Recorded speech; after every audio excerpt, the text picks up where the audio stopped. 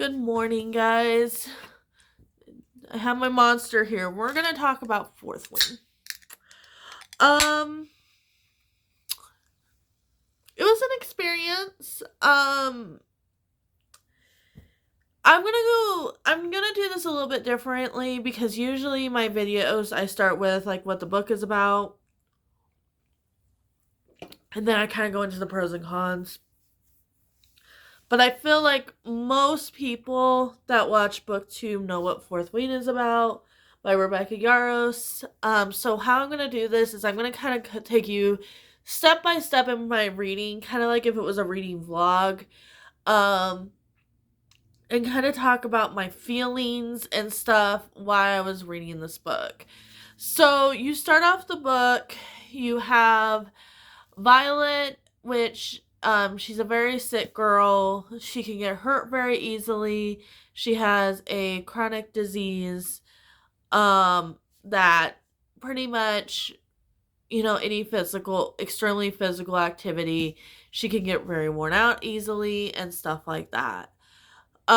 So when her father was alive and her brother, they were like, okay, you need to be a scribe. And her father seemed like he was training her to be a scribe because Violet to me is very, very smart. And that's one of the things, like, I came out of a way with this is that I do respect Violet as a character. And that was what was kind of pushing me reading this. Because there's some points where Violet's like, a typical 20-year-old. I think she's in her late teens, early 20s. And like those parts would drive me crazy, but then it's like, no, like, you would, even though like it's pushed, like there's sections where it's like, okay, that's not appropriate to think about during that time. Um, we have to remember, like, we're dealing with somebody that's a little bit younger than probably a lot of us reading this book. I'm 10 years older, if not more, to Violet, and I think that was some of my issue when it came to some of those parts. But I fell in love with her sister immediately. I love that her sister gave her the armor and did not want her to go, and was trying to push the mother, be like, yeah, like, you already had 2 kids that are dragon riders. You can handle the last one being a scribe. Like, you can handle that. And I feel like it wasn't clear, and that's something that I'm hoping maybe they go into more of the lore in the second book, with all the other different factions, because we only got the dragon, the war college, the dragon stuff. We only really got that lore. Like, we don't really know why, like, her mother thought that the scribes were kind of beneath, like, her family. She married a scribe, so it just didn't make sense. Like, her mother's motivations, even through this whole entire book, don't make sense. And I don't know if, like, her mother is feeling the stress of, like, there's a war coming and they don't have enough people, if that's something. But then why would you send somebody that you don't know if they're even going to make it through the first trial? So it's like the motivations for some stuff in this book of some characters just do not make sense to me. And I don't know if we're going to start slowly getting that revealed, like, in the second book. I know there's a third book. I'm going to see if I can even make it through the second one. I love this book. Like, I loved Violet as a character, and I'm going to talk about Zayden in a minute here. But if that's the relationship I'm going to follow, I like them separately. Like, I love Violet as a character separately. I like Zayden as a character separately. Them together just, it doesn't jive with me. So it's just going to depend on kind of how I feel after the second book. If I want to continue, if I still feel like mixed emotions reading the second one, I'm probably not going to read the third one. Which means I won't read the fourth or the fifth unless I get them from the library or something, which I might. But um she gets to then we get to the bridge scene. Um this is where um we get kind of one of those moments where she's having like kind of inappropriate thoughts during the like an inappropriate time. Like you're crossing this bridge, like you could die at any time, like like what I like about Rebecca Yarros is I feel like she's kind of like Suzanne Collins in the fact that I feel like you wouldn't need to make a movie of this book, sorry guys, at all. Like I felt like I was watching a movie by reading that scene and a couple other scenes afterwards. So, and I think that was some of my other issues with this book is I'm going to pull from like literature from my YA era um because there's a lot of it in here. This really felt like if you've read like Wheel of Time and you're reading that first book and it feels really a lot like Lord of the Rings, that's what this book felt for like very popular YA. And it's not just the dystopian, so it's not like obviously you have Dauntless as the Dragon Riders, you have like the trials like they did in Hunger Games, like um you have somebody that's very smart. That to me reminds me of Katniss. Even though we can have smart female characters, but she kind of, and I think she has a braid. So I'm like, yeah, I'm getting really Katniss vibes off of, like this girl, pretty much. Um, so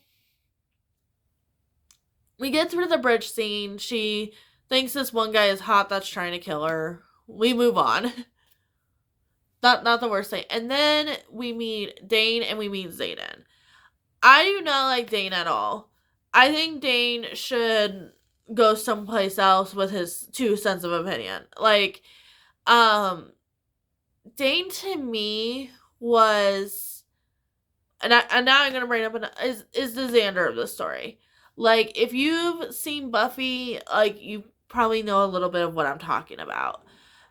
He just, to me, was that family friend that you could never get rid of, that, okay, you might have had a crush on a little bit earlier in life, now you're kind of, I'm over it.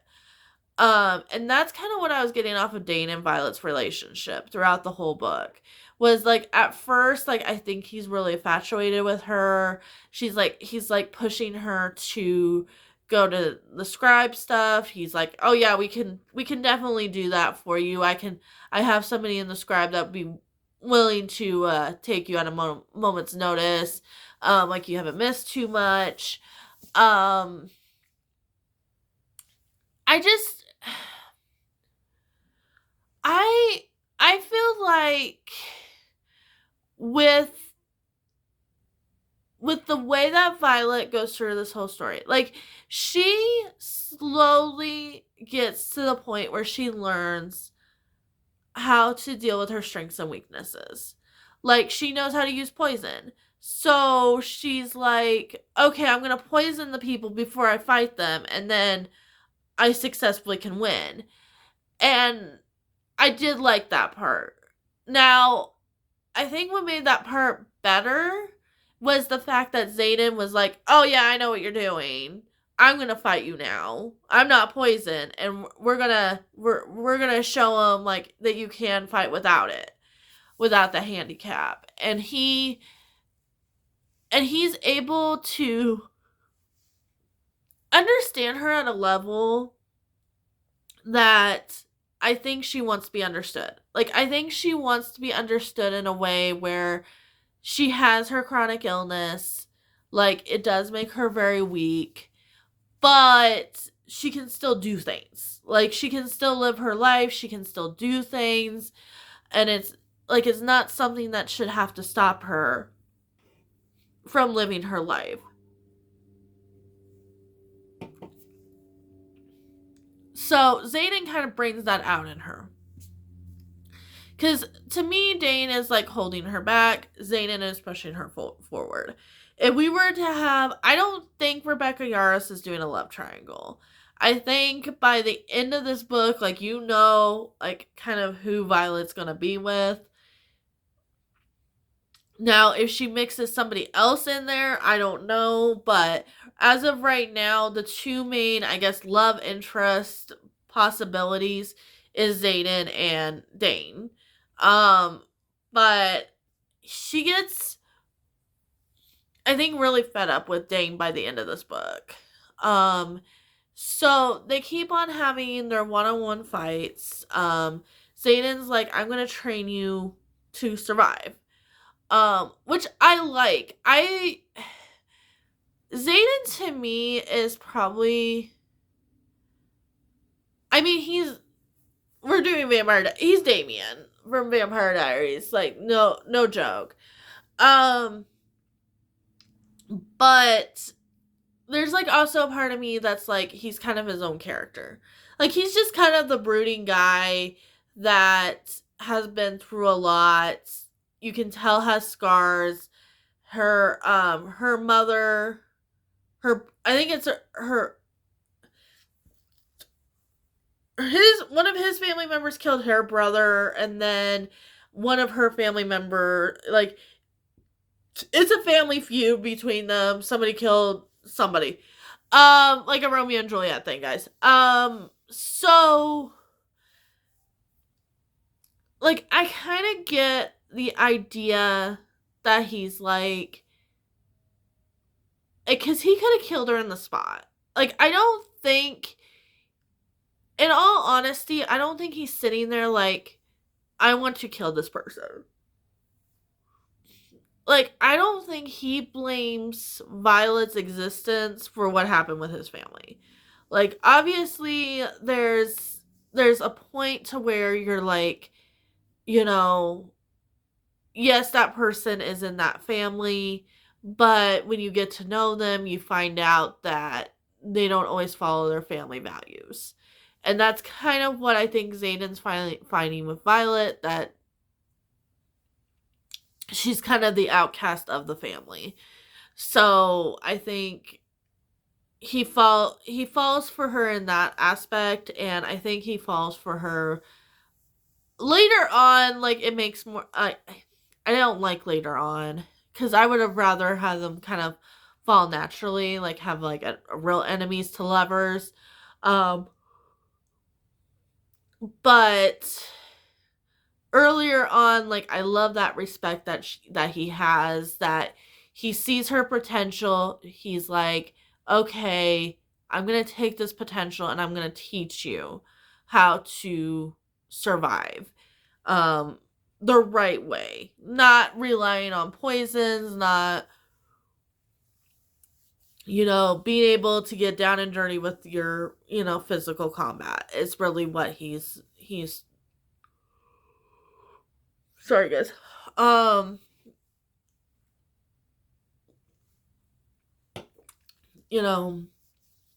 So that's kind of, that's where we're at right now. We just finished combat. They did the other trial with the chimney, and I felt like the trials were in there but didn't really matter. Like, if you took the trials out, yeah, like how do they, like, you could have had classes, like you could have had like mini competitions, like in those. It wasn't until like the war games where I really was like really interested into these trials. So I'm not gonna go into the trials too much. I was more in it for the characters anyway. So we finally get to the point where it's the day that we see if they get connected to a dragon. And man, Violet really goes through it in this, because she's going through, and she sees a couple of the students hurting this baby dragon. Well, she's not going to put up with that. So not only does she get that baby dragon as her dragon, but she also gets another big dragon, which happens to be the lover of Zayden's dragon. So this is the part where it all goes kind of south for me, and it's not the dragon's fault. Dragons are dragons. Is we go from this potential like real enemies to lovers, which I love. Like if I could find like some really true enemies to lovers, like that's like my jam. To fated mates. Which sometimes I like. Sometimes I'm trying to like it's kind of in the Vampire Diaries a little bit where they keep on kind of falling in love with the same woman. It must be Damien mostly because I'm not gonna ruin who Stefan gets with, but it's a different person. But it's just this whole cycle of, yeah, so now we have a fated mates thing going on. And we also have, like, telepath talking and feelings and stuff like that, which is very a Vampire Academy, which is something that didn't bother me when I was reading it when I was a lot younger. Now it just feels like it's very intrusive. And that's how I felt about this. I felt like it was very intrusive to both parties. I felt like it was very intrusive to the dragons, and I felt like it was very intrusive to them. Because like if the dragons were feeling one way, they were feeling like, and that was kind of the thing, and it just kind of led to this whole thing where now Xaden and Violet can't be separated because their dragons can't be separated. So that was that whole thing. This is a little bit before the War Games. We finally get to catch up with Violet's sister. That was really... So we meet her mother a little bit further back, and her mother's very cold to her. I think her mother's just a cold person. Like, I want to know a little bit more about her, because to me, just having her as the evil mother is just like, if that's all she is, like, I could have lived without ever seeing that character again. Like, I could have worked with the whole factor of, oh, she sends Violet away, we never see her again. Like, that to me was kind of how I felt about her mother. And then we meet Dane's father, which, okay, more of that. So,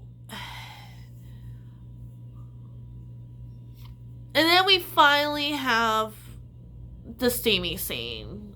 And I was listening to this on audiobook. Wait, I was playing my Spyro game, listening to this on audiobook, and I wasn't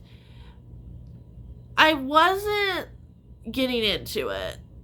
And, okay, like, there's one scene, if there's more, like, going forward, if this book gets, like, very steamy and very smutty, I probably won't be continuing. Because I'm more into, like, the political stuff anyway, so if this gets to the point where it's very, like, over the top and stuff like that, I probably won't be continuing in these books. But anyway, we get there, and then we have, like, the end of the book where they get attacked. And Violet falls off of her dragon. This is where, like, we find out that her brother's alive.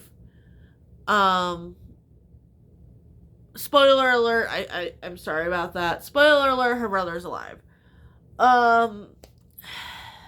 There's no breadcrumbs like cuz I knew about the twist in this book. Um I knew about the twist because I mean, I'm reading this came out 2021 maybe. Uh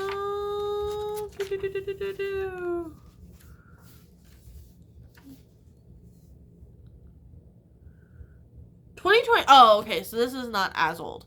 Okay, so this came out in 2023. So this has been out for this was the holiday edition when Iron Flame just got announced and released. Is the one I'm holding in my hand. I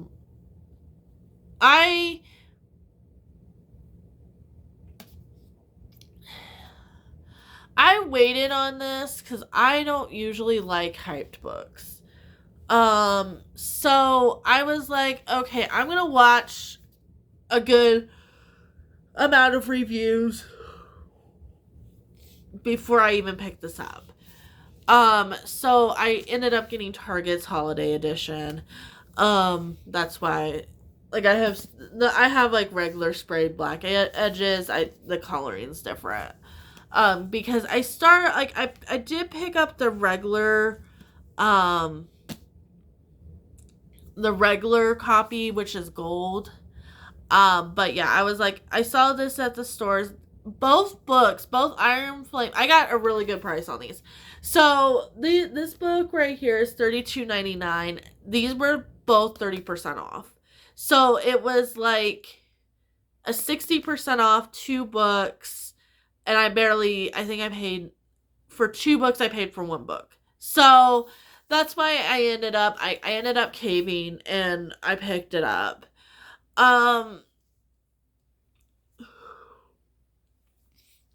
If I end up not liking the second one, I will put both of them on Pango and see if I can get money off of it. Because even if it's just this copy, people are probably going to want this copy that's not just a regular copy. And I'll put it on I'm thinking if I do like $20, because technically I only paid for 1 book, or maybe I'll just give somebody the same deal and be like, okay, you owe me like $30, and stuff like that. But we'll see. I'm hoping maybe one day I'll like the second one and maybe I'll be able to keep it, but otherwise, yeah, it's gonna go on Pango. Yeah, but I'm really, really mixed. I feel like Rebecca Yarros, like, if she didn't read what her kids were reading at that time, because I know her kids are adults. I think her kids are more towards my age. Like, she was like watching the movies. Like, there's definitely major inspirations from other things that like we fell in love with as young adults ourselves in this book. So I'm kind of curious what Iron Flame's gonna be like.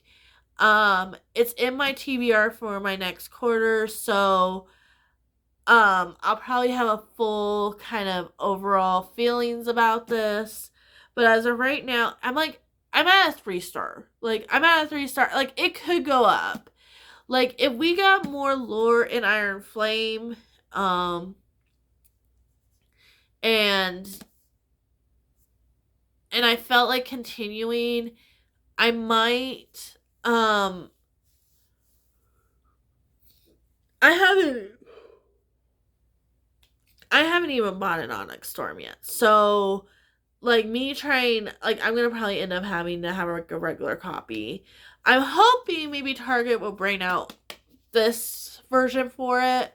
Because I really like the coloring and stuff on this. And if you're gonna not make me pay like a whole bunch of money for a book, like, I might be willing to, but I'm just like at a 3-star right now. I didn't do this review to like, like really get into this book, like to trash this book, because I think it's to me, it's written in a way that it reminds me of old young adult books. Some were better, some were worse. Like, to me, Hunger Games is better written. Even Vampire Academy was better written. In my opinion. But because I didn't like Divergent. Like, I like the movies, but I didn't like the books. But you know, like, it just gives you a taste of like this kind of new adult idea, and I kind of like it because it's like, because getting, so when I was younger, and I'll end with like kind of this tangent. When I was younger, it was really hard to find that in between. So when you were going from young adult with light, steamy scenes, light violence, it was really hard to find things like that were your in between. So, like, for example, like, you would go to like maybe like a V Schwab, like a Brandon Sanderson or something like that, to get to that transitional period. Um I mean, I was a big Game of Thrones girl at the time, so I kind of jumped in that series a little bit later. But when I was starting to get into adult and trying to get really back into my reading after college, like, I was leaning into some of those authors because their world building wasn't as complex. Like, the characters didn't have like 20 motivations. Like, it really brought me back to a time where, like, you have that good motivation. And stories, you didn't need to linger on one thing for too long. Um, you didn't have to linger on anything for too long. Like, things, you got through a lot of, a lot of aspects of a story. They were really digestible and stuff like that. So that's kind of the age where I think we're heading to now, where we are making books more digestible and like we have more entry points. Um, I could make a whole video on like our books actually getting worse and stuff and things like that. But I think like a lot of people have had that discussion. But I feel like instead of like being kind of on the negative side, I'm gonna just say they're more digestible for a more public audience than they've ever done before. I think we're gonna get to the point where that's not gonna be okay, and people are gonna want more complex stories, and then we're gonna get the epic fantasy back. I just don't think we're there yet. But anyway, if you liked this video, or you liked, if you like book reviews, like me just jibber jabbering, like and subscribe. I'm here on Thursdays and Sundays. And Thursdays I talk about just random stuff that I'm thinking about. And then on Sundays I do book reviews. So yeah, come on down. Grab a monster, because that's what we drink around here to survive. Yep. Um and then we just kind of sit here and chit chat for a little while. But I hope you have a good day, and I will see you in a video coming real soon. Bye.